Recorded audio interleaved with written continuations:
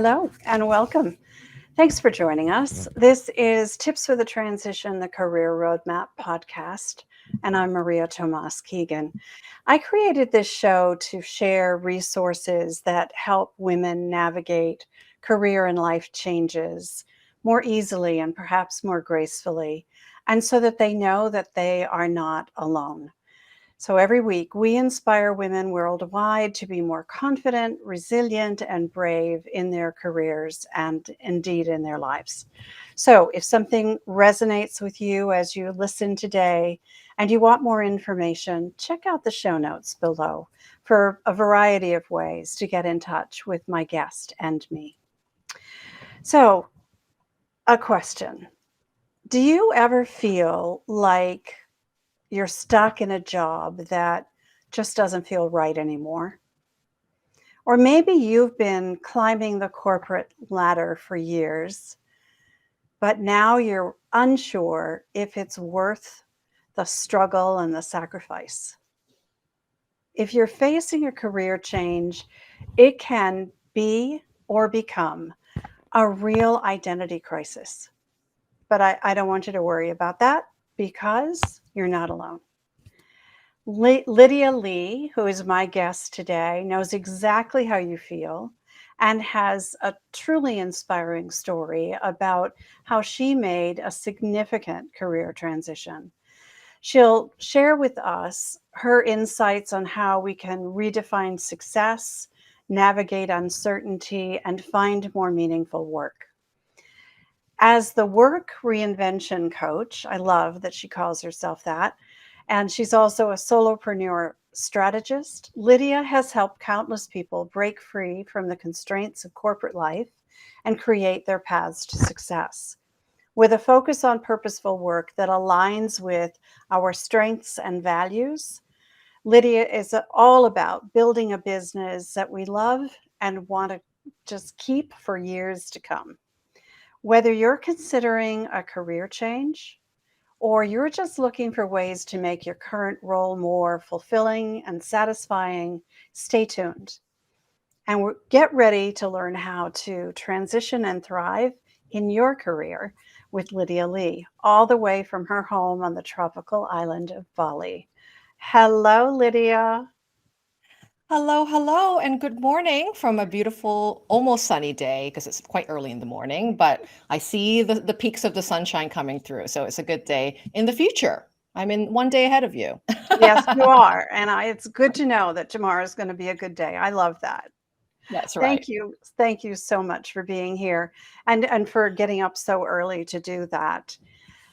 So let's just dig in a little bit here. Tell us the abridged version of your backstory so we can understand what you were doing before you reinvented yourself.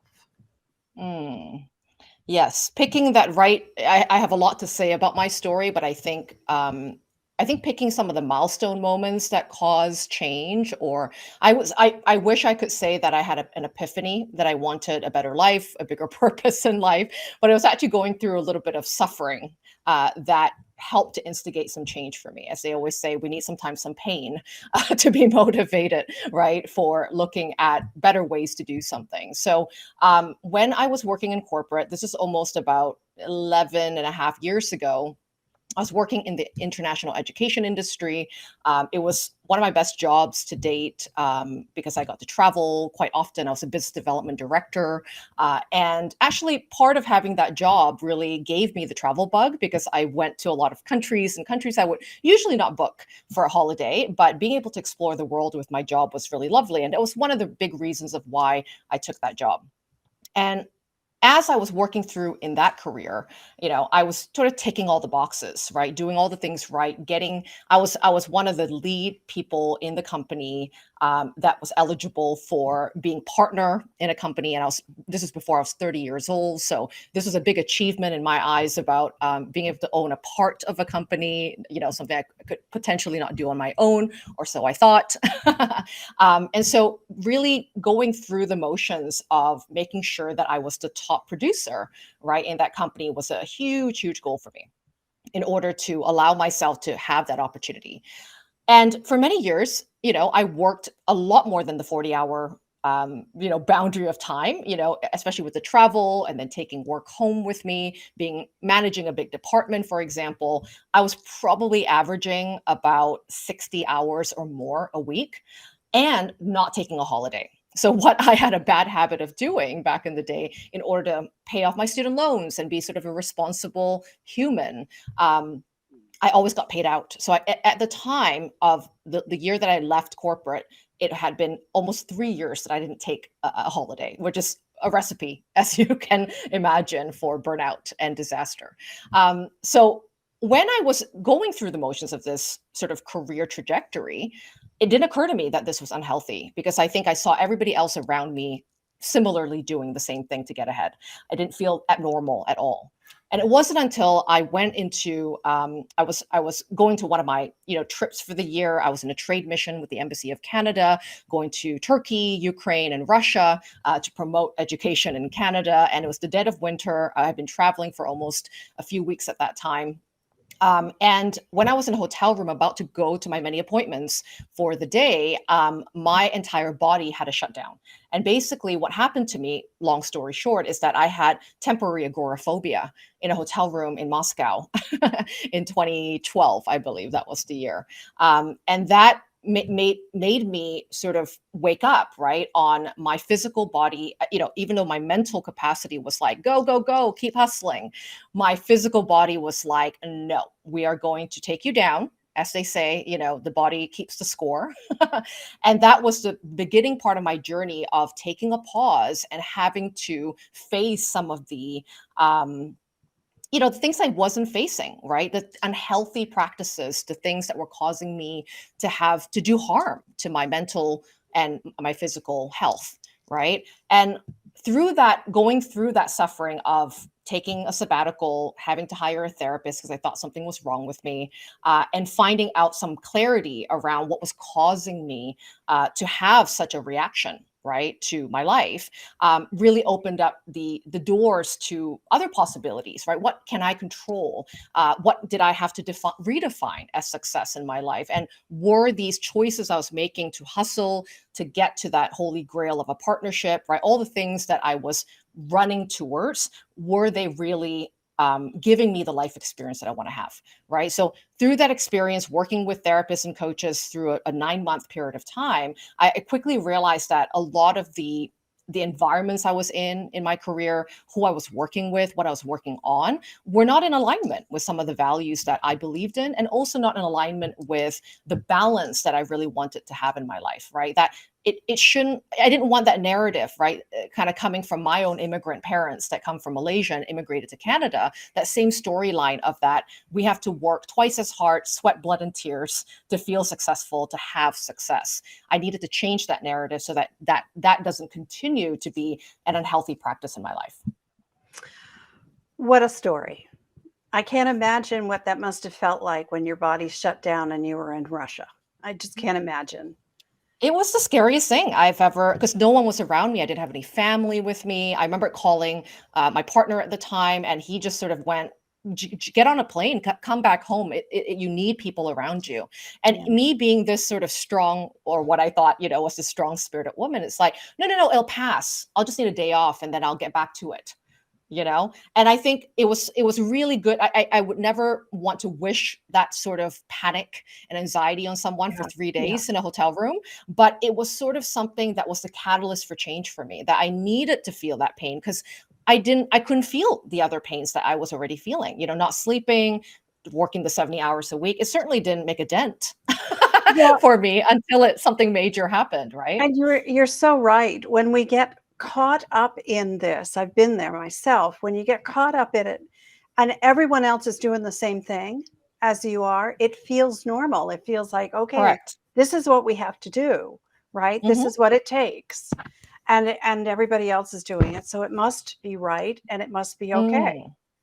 Well, and also it made me feel a bit of shame, right? Around, if Yeah. everyone is doing it, my colleagues they have children, they have families. I didn't have children and a family at the time. And so it was sort of like, oh, maybe I'm not good enough. Maybe I'm Yeah. not resilient enough, strong Yeah. enough to handle this. And then the the sort of tornado of thoughts come. It's like, well, then how am I going to handle being a partner in this company? How am I going to handle managing a bigger department? It sort of Ah, snowballs into the simply self-doubt. not being good Yep. enough. Yep. Exactly. Yep. Absolutely.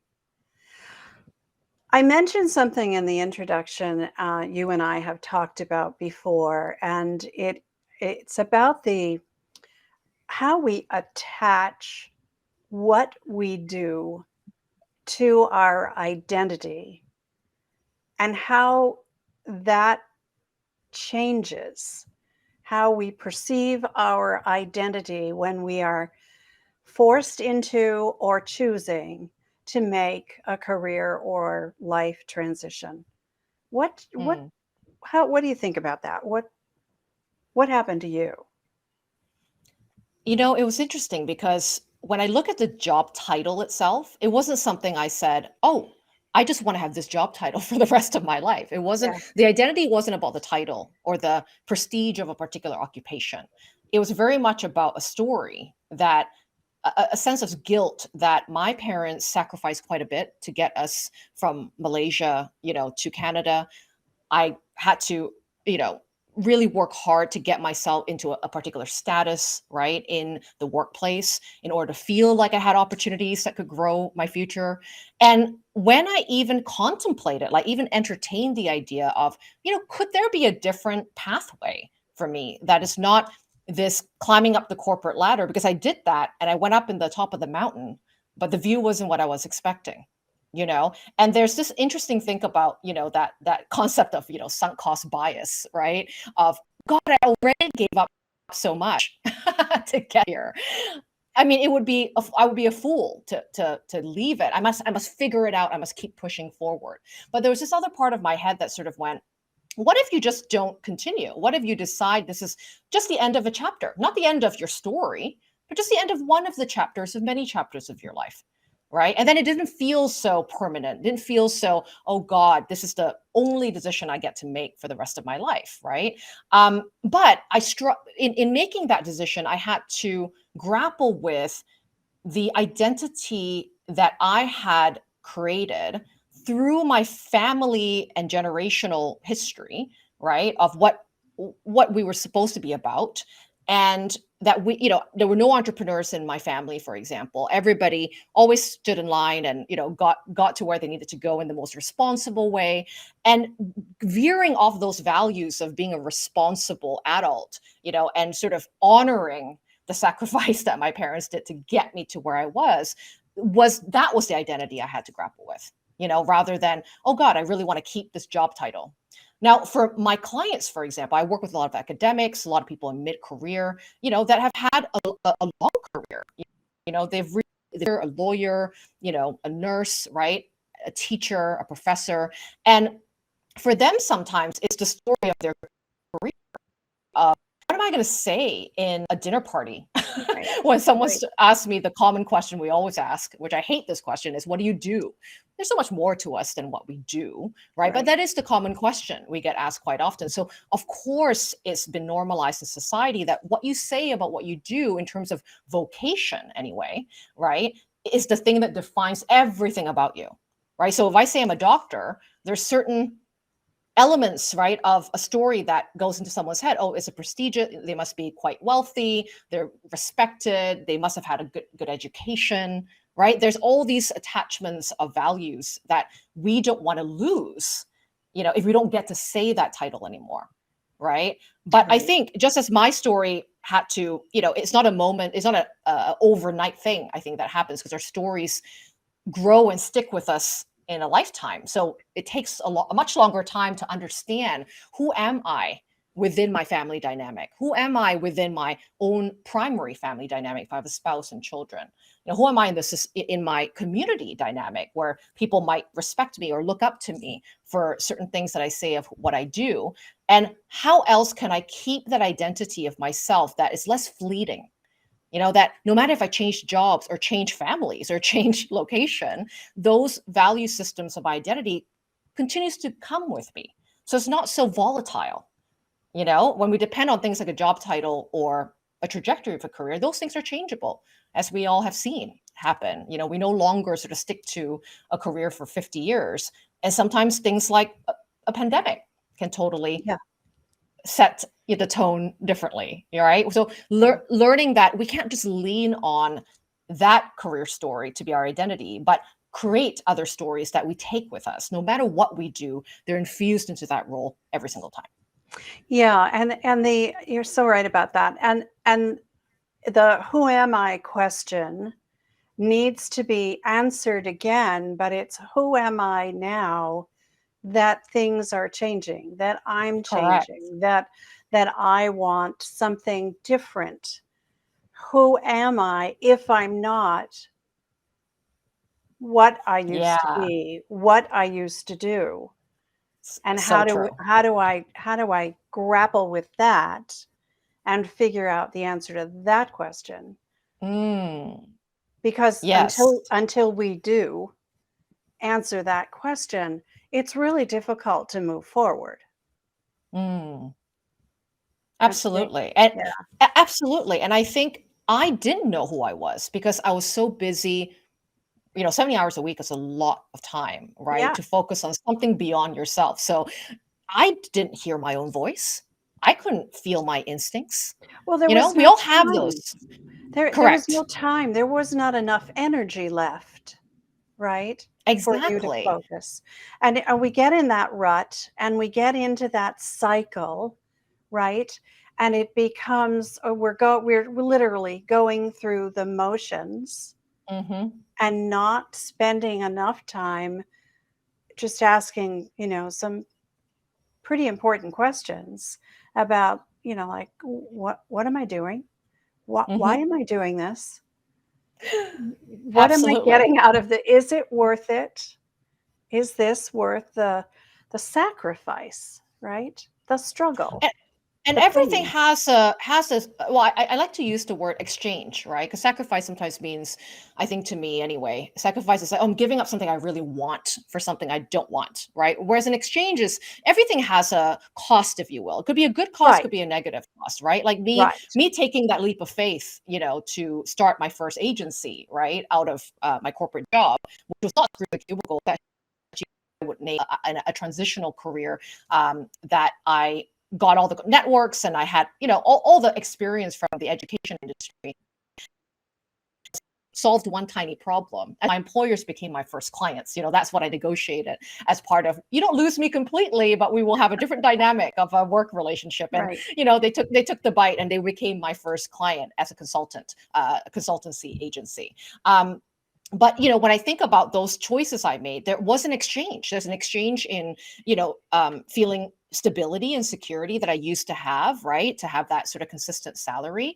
Yeah. But then when I questioned that stability, part of me had to get into the details, right? When I thought about, okay, I'm not allowed to quit unless my agency was making exactly the same amount of money that I made in corporate. But I made that sort of grand statement without really looking at the math. And Yeah. one of the biggest wake up calls for me was when I actually did the math, because I was someone that avoided looking at numbers and my bank account and things like that back in the day. That sort of mindset around, I don't want to know what I spent to numb myself for last month. But when I did the math of like, the salary I was making, which was a 6-figure job, it was 40% tax, a tax bracket that I had to give up to the government. I divided that take home pay by the number of hours I was actually working in reality. Oh And lo and boy. behold, I was making less than my assistant, Yeah. and that Yeah. was a huge wake up call to go, okay, when I say yes to things like a partnership dangling, parent for many months actually Yeah. dangling in front of my face about, God, is this the last opportunity I get to do something big? Out, with someone's investment, right? Without me having to take out a loan for things, right? And so, but I Yeah. had to analyze it, as you say, like, it's not just a good option just because it's a carrot stick and that because someone told you that's the thing you're supposed to go for, but is making that choice, right, giving me the experience I really wanted to have as a career person in my lifestyle balance? Does it give me more of what I want to experience as a human? And if the answer is no, right, which I knew from things not changing in just my position, where I had had a conversation with my bosses about what wasn't working, that these hours were crazy, and that I couldn't even have people couldn't have a family if they were to do these hours, right? It was Right. sort of like, well, it's just how it's been done. It's been done for Yeah. many years like this. We're an old dinosaur industry. Everybody in education does this. They would used to call me the road warrior. It's like a medal of a badge of honor to be a Badge of road honor. Yeah. warrior. Yeah. Yeah. But it wasn't. It was like a lonely badge of honor to be on the road, Yeah. right? Yeah. Without any efforts and community. And so Mhm. knowing that, I had to question, even though the financial piece made sense, it sort of made sense for me to go into that role from what I've been working towards. But what didn't make sense was that none of my reality of the balance I needed in my life to be able to see my friends and family, right? To be able to enjoy my work and enjoy my life. That was never going to change if I took that partnership. If anything, it probably would get worse. Right. Right. All I had to do was look ahead of my colleagues that were older than me that had that position and see if that was And, the life I wanted to and lead, yeah. right? Yeah. And ask yourself, is that what I want? Yeah. Mhm. All right. So let's talk about the there are these legacy definitions of success, right? Hmm.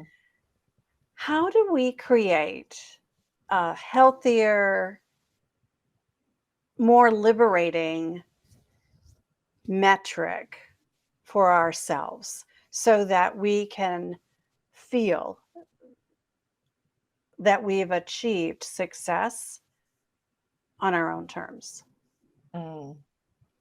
It's still an algorithm and mathematical formula I'm still consistently working out, because I think Yeah. as we, I don't know, get into different chapters of our life every single year, we get a bit more insight, about what it is that we need in our lives. And I So think, what are the considerations?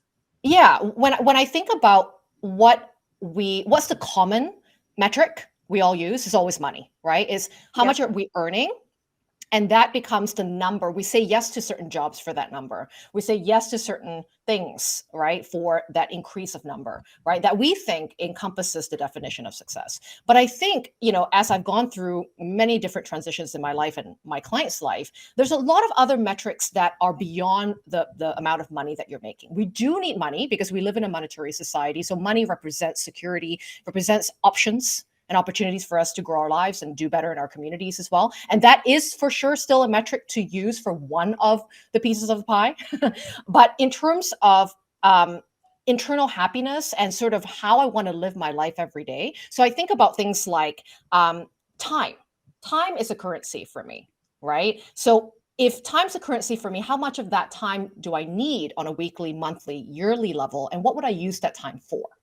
So even when we think about time off, we always go, we just need more time, but we don't actually know what we're going to do with that time, or what we would do with that amount of money, even, right? So having those details of what will I do with that amount of money, right, or amount of time, I think is really important to define what is actually enough. Because that's one of the other problems I think that we face is what is enough. Mm. Because when you make a certain goal, I certainly felt that way in my business, for example, right? Okay, the first goal is just to replace my income, right? Then the second goal is to make the next first six figures and beyond. And every year the goal changes because you want to do bigger things, more things. But when I think about, well, what's the point? Why is more better? Why can't enough be just great and ideal? Oh, I love that question. I love that Right? question. It's Why like, 'cause is more better? I love more that. is not better. Maybe less is better.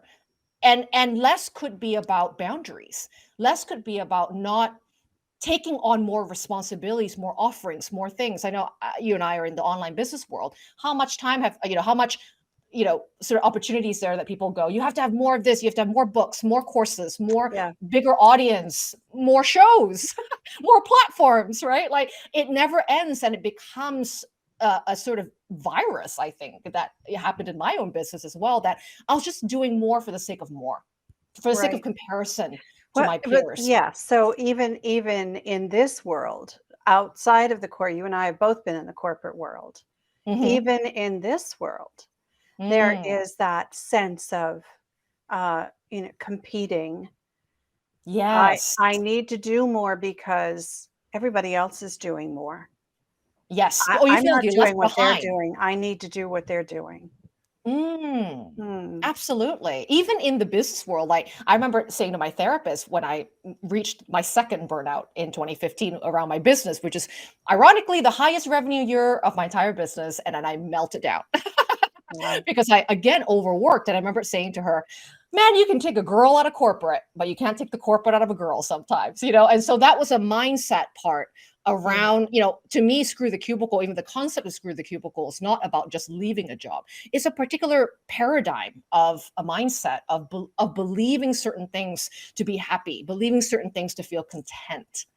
You know, even the word content, I mean, do we feel that these days with so many options, so many decisions we have to make, Yeah. right? And so that was a huge part. My second burnout gave me the next insight of understanding what is enough for me, that I can stay content here. And if I get there, I can just lay here for a bit, Yeah. simmer Yeah. for a bit, you know, sort of be happy here and feel good about staying here without needing to think about what's out there in the horizon, you know, what's greener on the other side, and enjoy the Well, pleasures, and right, of what I've is it created. based on other people's expectations, or is it something you really want? Exactly. I think we Exactly. have to ask, again, tough questions we have to ask ourselves. And some of us, I mean, for us, I think there is no clear answer until I like to say to my clients, you know, just try that on for size. It's like a Yeah. coat. You know, sometimes Yep. you're like, oh, I think I like that fashion. Not quite sure it's going to look good on me or if I feel good on it, but I'm just going to Try wear it it for on. the weekend, Right. see what happens, how I feel in it, Right. right? And Right. that's even values aren't permanent, right? What I thought I That's valued right. 10 years ago, certainly not what I value today, but I Uh-huh. had to try it on for size in order to go, did that fit?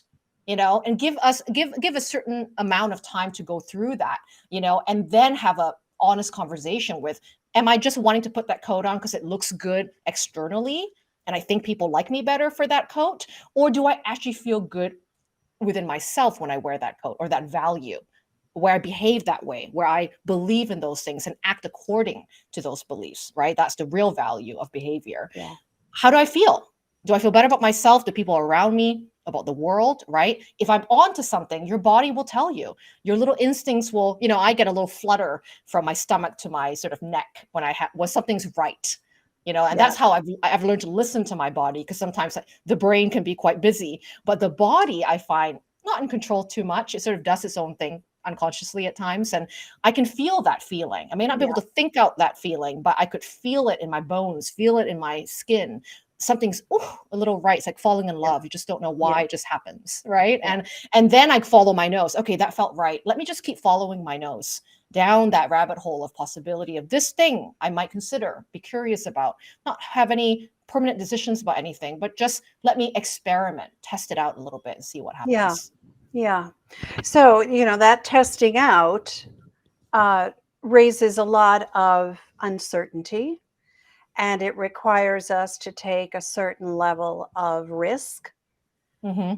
So, you and I have talked about the fact that we are both recovering perfectionists and high achievers. Yep.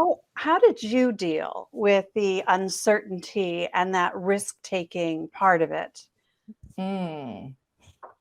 It it is so interesting when I think about risk, because what I used to do as a perfectionist, as a type A personality woman, it was sort of either all or nothing, or nothing Mm. at all.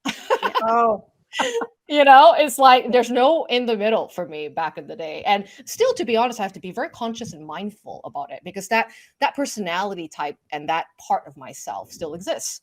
You know, and sometimes it does really well. I throw the kitchen sink at something and it works really well, and I go, woohoo!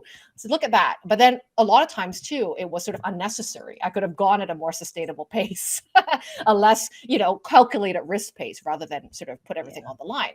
Um, you know, as an example of sort of what's worked for me in terms of risk taking, which I think is something I still practice today, was, for example, my exploration of exploring whether or not living in different countries, you know, being a digital nomad for my business, being location independent, right, was right for me. And I started this journey back in 2013 when the hashtag remote work or, digital nomad wasn't a thing yet, so I literally didn't know anyone doing it. And everybody else I could read about that was doing location independent careers were like coders, programmers, techie people, mostly men.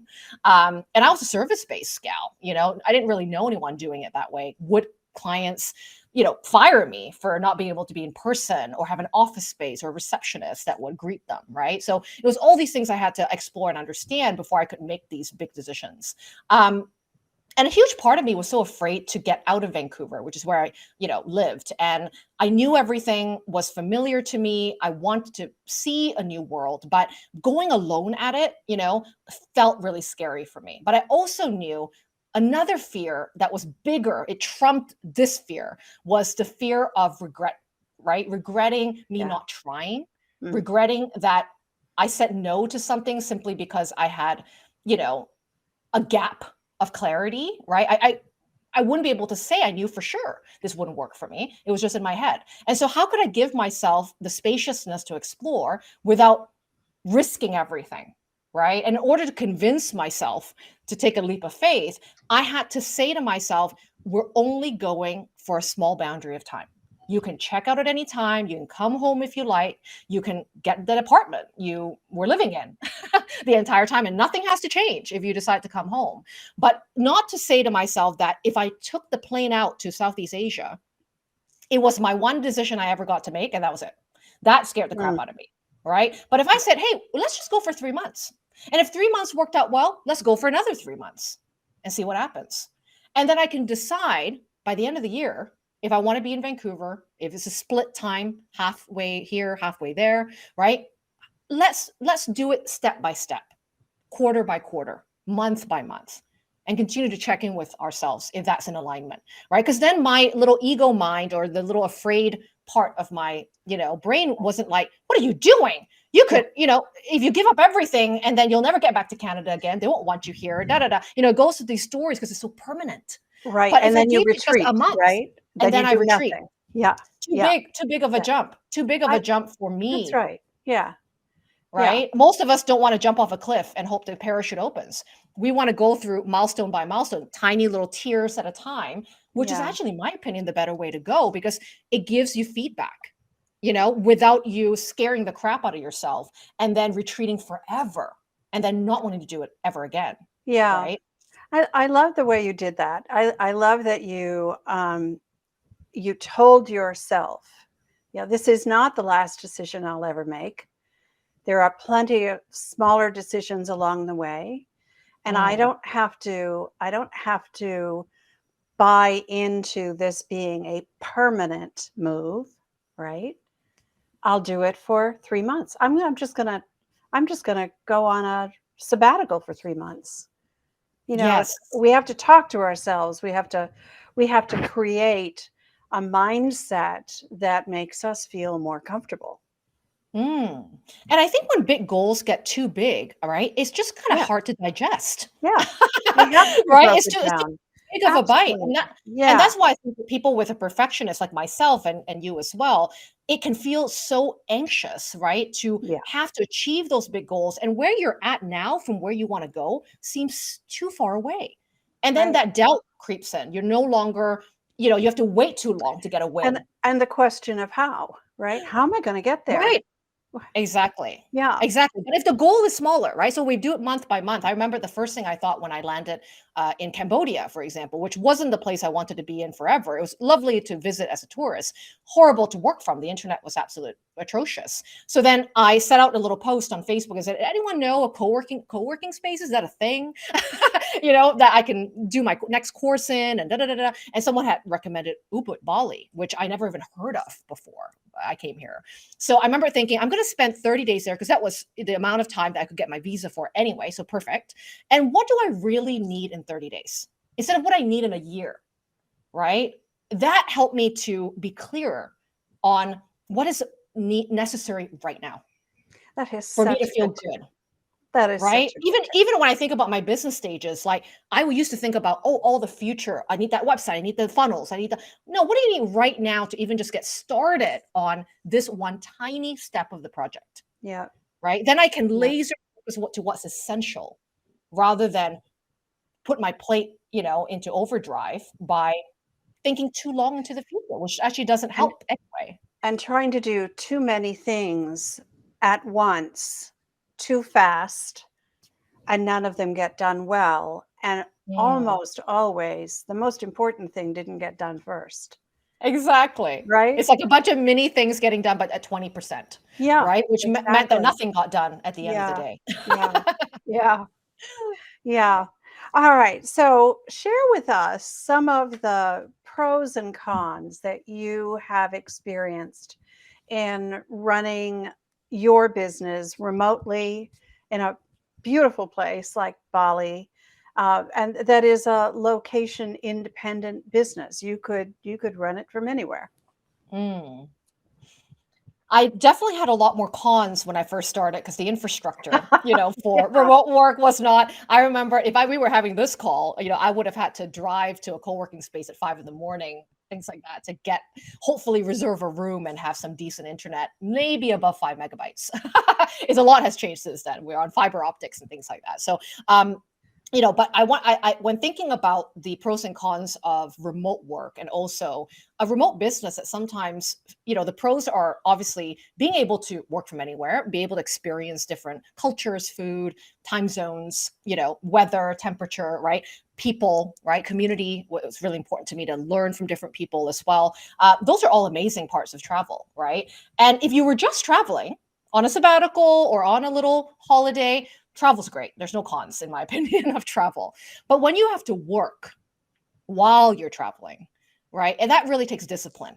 And that's sometimes part of the difficulty I find that people might have. And I certainly had that until I understood what were the boundaries and rituals I had to have in order to keep enjoying a new place as a guest and a tourist, but also be, hunkered down when I need to be to focus on my business, to grow my business, and being able to know what days are business days, what days are beach days. Because I used to want to do both, so I would bring my laptop to the beach. And guess how much work I got done? Yeah. Not much because the sun's shining, the water's tempting. And maybe I could do a couple emails when I'm at the beach. I certainly can't do deep work. Right. So with deep work, I needed an office. I needed somewhere quiet. I needed, a way of showing up for work that felt like work, so that my brain was really Right. paying attention there. So disciplining when is pleasure time, when is exploring time, and not saying yes to everything. Because everyone you meet, by the way, when you work and travel, is everyone on a holiday. So they're inviting you to all the things, all the events, all the outings. And it's very tempting to say yes to all of it because there's a bit of FOMO going on of, oh God, I've got to do it all. Right. But I think your attention and your focus will be so much more present and mindful when you just get that thing you need to get done for work and then spend the afternoon or the next day focusing on the pleasure items, the hobbies, the right passion things that you want to do for personal life. Right. Right. Um, the other struggle that I think people can experience is loneliness. Because when you're traveling a lot, and I certainly used to do this, I was in a new country every 2 months, month and a half, things like that, which was lovely in the beginning of time, but it got old pretty quickly for me because one of the things that I value the most, that makes me feel stable, safe, secure, is having good people and communities around me that I can rely on. Right. The same people I don't have to tell my story to 100 times. Right. They know me, they see me, they hear me. And when you travel that often, it can be hard to build community because things can be transient. Right. People you Yeah. meet, you share your life with them for a 5-day period of time, and then they leave and they have to start over again. Telling a story again within the next person, right? So Yeah. that can feel sometimes disorienting, not feeling like you've got people that you can commit to, right? And so therefore, a big thing that works for me now is actually more long-term travel. So when I travel to Europe or Mexico, wherever I might go to every year, I will stay a minimum of 3 months, and I will make sure to find the right people and curate the right people that fit. I don't handful of friends rely on that have shared interests, like-minded, mindset, and that we can do things together while I'm there. And I really learn something about myself in my experience there. And 3 months to 4 months at times, that gives me a lot more. You're less of a tourist, you really are more of an expat. And it allows you to, yeah, really just go slow, enjoy the place slowly, rather than trying to see it all in one gulp, right? And that makes a huge change as well for me. Yeah. You know, the way you were describing the discipline that you need to when you're there to work as well as to enjoy, it's Mm, not dissimilar to what happened to so many people so true. during the pandemic, and they were forced to work from home, and the discipline it requires to do that well Mm, is it's the same thing as what you just described. Whether you work, I mean, I've been working from home, even in my corporate uh, life. I worked from home because I ran a an international team, so it didn't matter where I sat because nobody else was sitting around me, right? right. So it was the discipline that I had to learn, that, you know, the laundry got done not on the days I was working, right? That's right. Yeah. Because And I dinner. would multitask as well, right? Oh, I'll just do Oh, a bit of yeah. dishes Oh, while yeah. I'm listening to a podcast. Yeah. Yeah. Yeah. All right. So I want to ask you one last question before we get to the tips, Lydia. Mhm. You have designed a business for yourself that aligns now with your values, which you've already told us have changed over time, and your lifestyle choices. How do we do that? What are some of the steps that we take to make sure that we design a business that we want to start or continue in so that it Mm, aligns with our values and our lifestyle choices?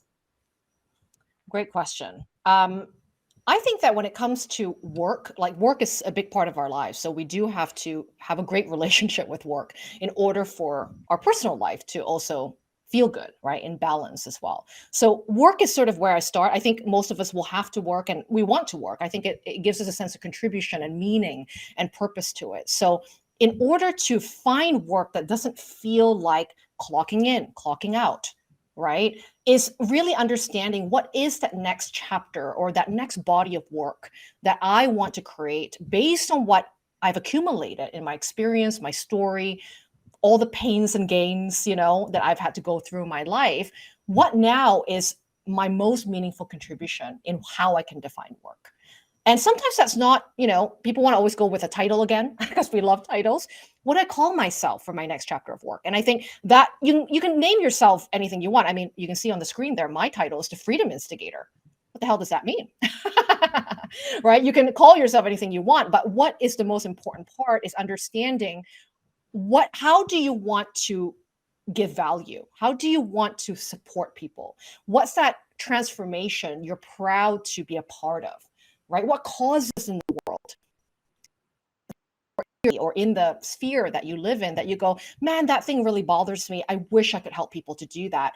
And with my skill sets, how would I approach solving that problem in an interesting way or in a unique way, right? Of supporting people. And so taking the time, I think, to evaluate our resumes, evaluate our body of work, right? And understand beyond the job titles, what are the common other themes or patterns that keep occurring in my work? Whether I'm a doctor, I'm this or that, doesn't matter if my title changes. How do I keep showing up in a way that really resonates with people or resonates with myself, where I feel like, wow, when I spent time doing that, it just felt like time just came and gone. And I didn't calculate, I didn't count the minutes to the clock. It was just sort of in flow. I felt a bit of ease, a bit of flow in when I was doing that task, right? And start recognizing those patterns so that when we think about kind of building, I kind of look at like a big pot of soup, that we're putting the ingredients of what is meaningful work? What is the thing I'm passionate about? How do I want to help?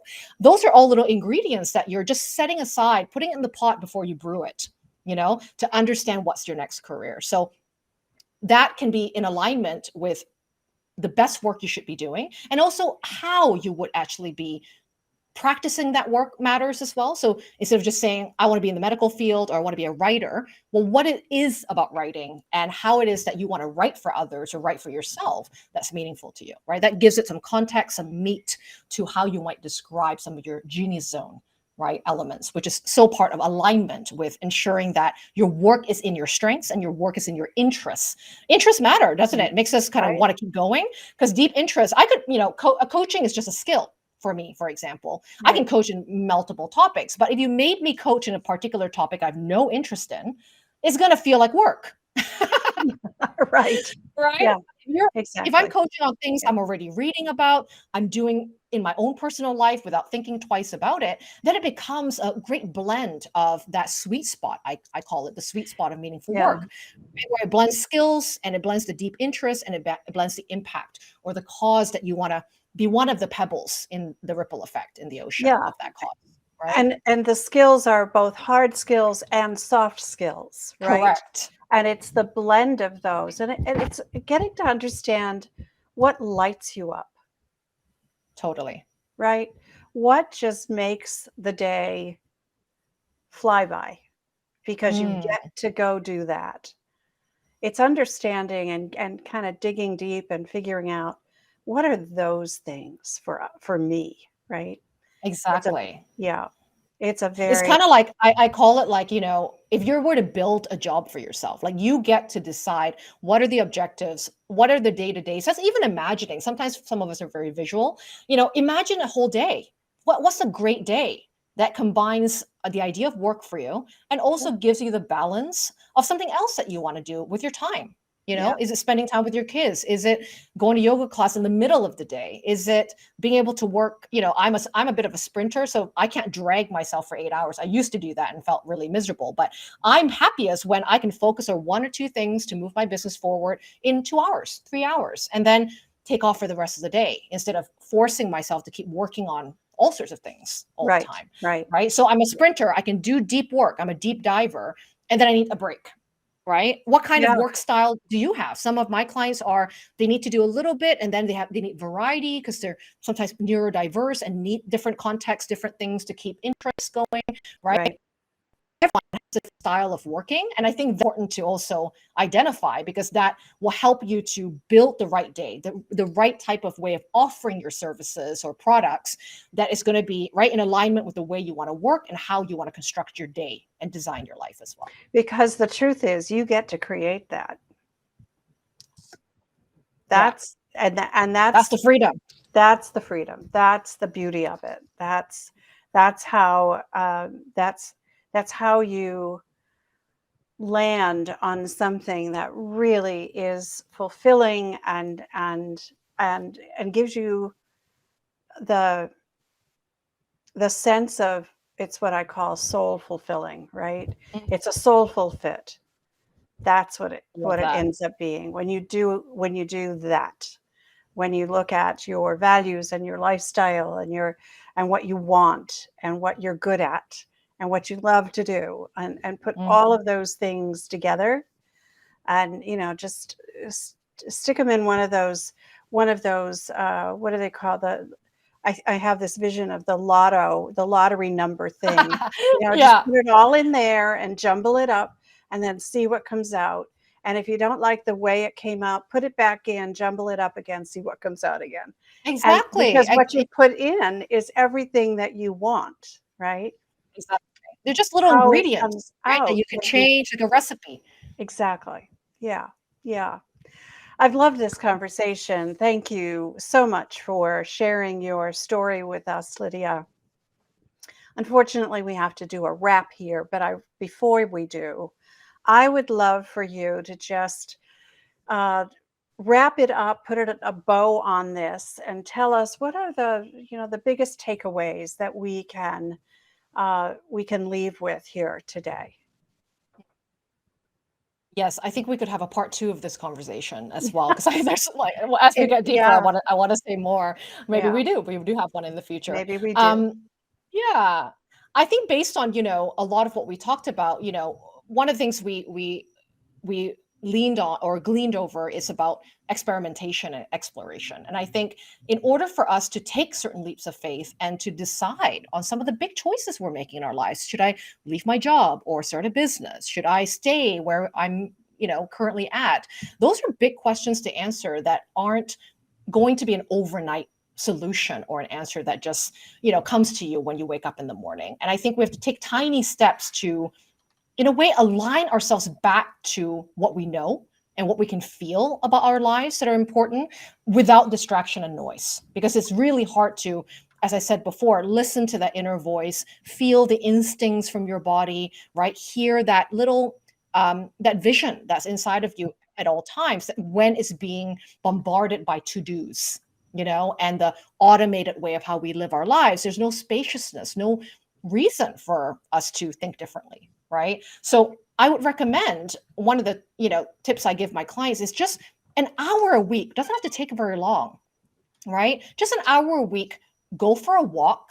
Right. Or maybe put yourself into your favorite coffee shop with a piece of cake and some tea.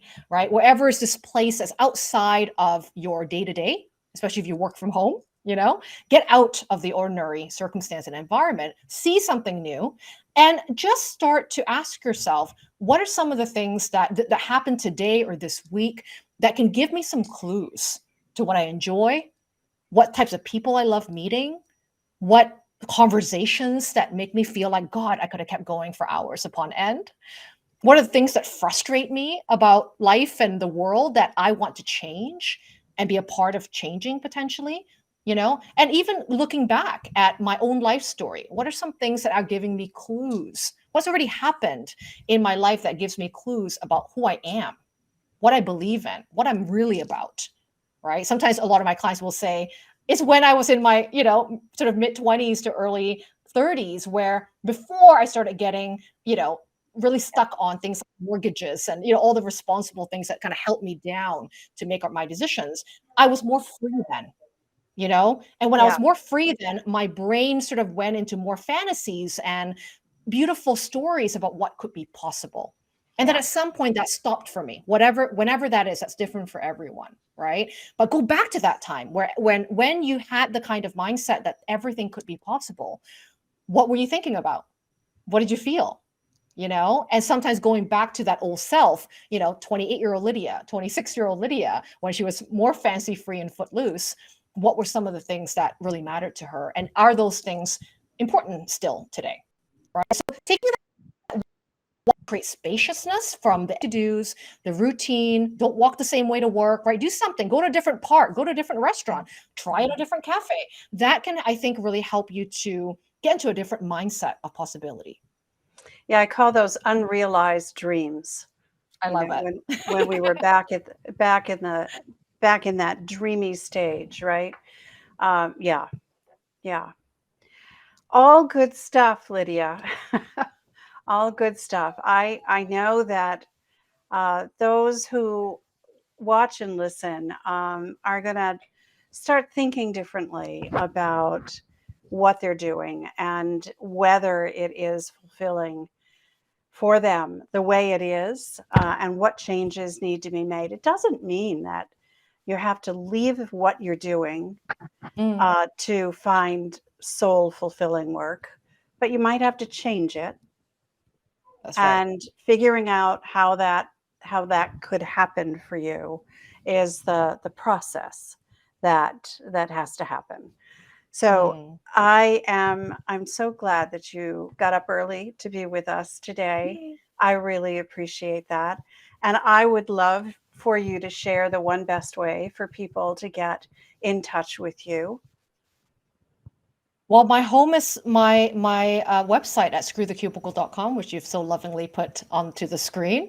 Yeah. And a lot of my free resources there, I think my clients always say the YouTube channel is the first place to start, because you get to binge a lot of some of the career change and meaningful business, advice and tips that I love video. So I think I explain things a lot clearer as well through video. So my YouTube channel is a great place to start, which is, by the way, you can get it right on the bottom of the homepage of Screw the Cubicle. And go ahead and look at the playlist. I have career transition playlists, I have meaningful business playlists, mindset, lifestyle design, pick your playlist, pick your show that you want to watch that resonates with you today, and start watching some of those free resources, which I think could be really helpful in supporting you. What's that next step? Not what the 1,000 step is, but what is that Right. next step to Right. help you do the next thing more clearly, more confidently, so that it's a building block for Yeah. more positive steps to come, right? That's Another fabulous. resource that might be really helpful if people are if they're listening to this and going, what is my ideal work? What if I was to start a business, what kind of service-based business would I be right for? They can start by taking my free quiz, which is screwthecubicle.com/quiz. And they answer a series of 9 very simple questions, but it's quite accurate in helping you understand what pathway, what sort of focus in an online business world, service-based specifically, that your personality type and your genius zone is best suited for, but also being flexible for you to add those ingredients, right? As we talked about, right? Those ingredients Yeah. into that body of work that makes this pathway your own. That's fabulous. Thank you. And all of those links will be in the show notes for everyone to see. Lydia, thank you again. I really appreciate your being here. Thank you so much for having me. I so enjoyed this. It is my pleasure. And for those of you who are watching and listening, I want to thank you for joining us and for being a part of our community. If you enjoyed this episode, please subscribe, leave a comment, click a star, tell us what you thought. We love to hear from you.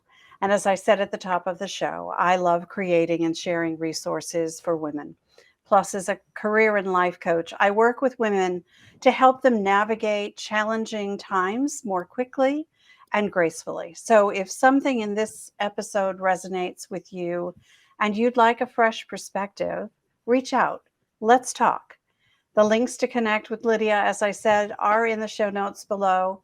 And I invite you to continue this conversation in my private Facebook group called the Career Transition Roadmap. And the link for that's below as well. So let's meet again here next week, same time, same place, because you know what? I believe it's our time to thrive. So let's thrive together. Till next time, I'm Maria Tomás-Keegan, helping you turn transition into triumph.